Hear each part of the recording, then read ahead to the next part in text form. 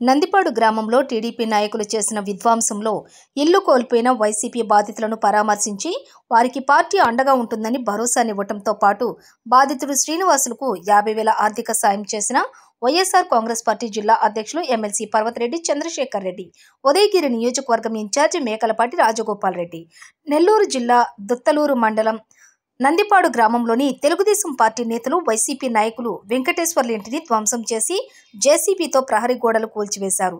ఈ అన్యాయంపై వైసీపీ జిల్లా అధ్యక్షులు ఎమ్మెల్సీ పర్వతరెడ్డి చంద్రశేఖర్ రెడ్డి, ఉదయగిరి నియోజకవర్గం ఇన్ఛార్జి మేకపాటి రాజగోపాల్ రెడ్డి అక్కడికి చేరుకుని బాధితులను పరామర్శించారు. జరిగిన అన్యాయంపై పోలీసులను ప్రశ్నించారు. పోలీసులు ఏకపక్షంగా టీడీపీ నేతలకు కొమ్ము కాయటం సరికాదన్నారు. బాధితుడు 2021లోనే ఇంటిని కొనుగోలు చేసి నివాసం ఉంటున్నాడని తెలిపారు.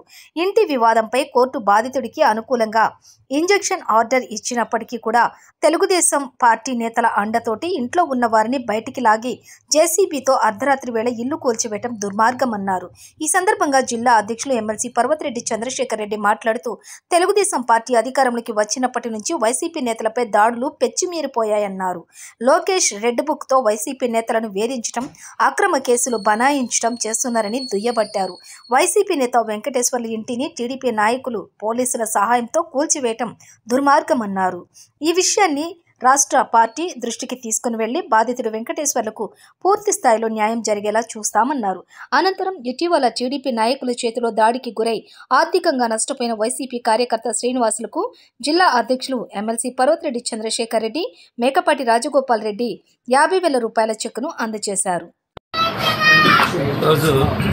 ఉదయగిరి నియోజకవర్గంలో మర్రిపాడు మండలంలో దుత్తలూరు మండలంలో నందిపాడు విలేజ్కి సంబంధించినటువంటి ఒక డిస్టర్బెన్స్కి సంబంధించి పెద్దల రాజగోపాల్ రెడ్డి గారితో కలిసి ఈరోజు ఇక్కడికి సైట్ విజిట్ కూడా రావడం జరిగింది. ఇది స్టేట్ వైడ్గా కూడా దీనికి ఒక ఎలివేషన్ కూడా వచ్చింది ఈ మధ్యకాలంలో. ఎందుకంటే ఈ మధ్యకాలంలో తెలుగుదేశం వాళ్ళు చేస్తున్నటువంటి అరాచకాలు కానీ, వాళ్ళు చేస్తున్నటువంటి అంటే కనీసం సివిల్ మ్యాటర్స్ అని కూడా లేకుండా దౌర్జన్యాలు చేయడం, వీటన్నిటిని కూడా మనం రాష్ట్ర వ్యాప్తంగా కూడా గమనిస్తూ ఉన్నాం.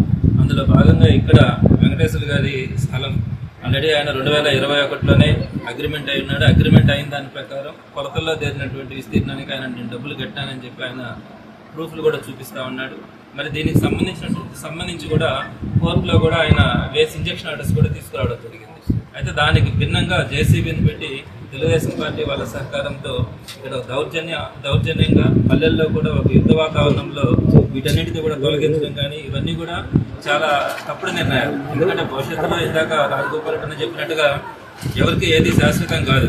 ఇంకొక 4 ఏళ్ళు పోయిన తర్వాత 4 ఏళ్ళు ఉంటుందా, 3 ఏళ్ళు ఉంటుందా, ప్రజా వ్యతిరేకతగా చూస్తుంటే సంవత్సరం లోపల ఏదైనా జరగచ్చు అనిపిస్తూ ఉంది.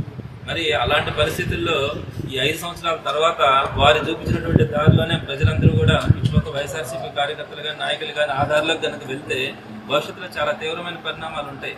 మరి దాన్ని గమనించుకోవాలా. వాళ్ళకైతే శాశ్వతంగా ఈరోజు పరిపాలన హక్కు వచ్చినట్టుగా ఈరోజు ప్రవర్తించడం అనేది చాలా దారుణమైనటువంటి విషయం. దీనికి సంబంధించినటువంటి ప్రధానమైనటువంటి కారణాలను మనం గమనించవచ్చు. లోకేష్ గారికి మొదటి నుంచి కూడా ఒక రెడ్ బుక్ రాసుకున్నాను.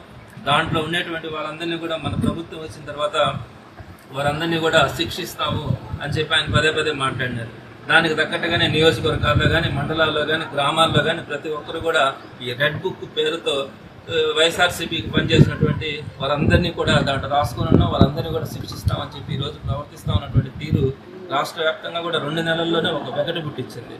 మరి ఇది మంచి పద్ధతి కాదని చెప్పి వారందరికీ కూడా తెలియజేయడం జరుగుతూ ఉంది.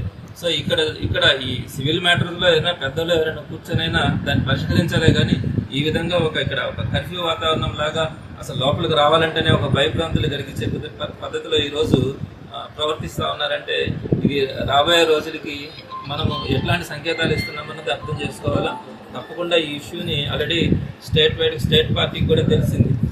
సో వారు కూడా దీని మీద వివరణ అడగడం జరిగింది. తప్పకుండా ఈ విషయాలన్నీ కూడా చెప్పడం జరిగింది. రాజగోపాల్ రెడ్డి కూడా ఈ ఇష్యూ గురించి జరిగినటువంటి వెంటనే ఆ రోజు నైట్ నాకు కూడా ఫోన్ చేసినారు.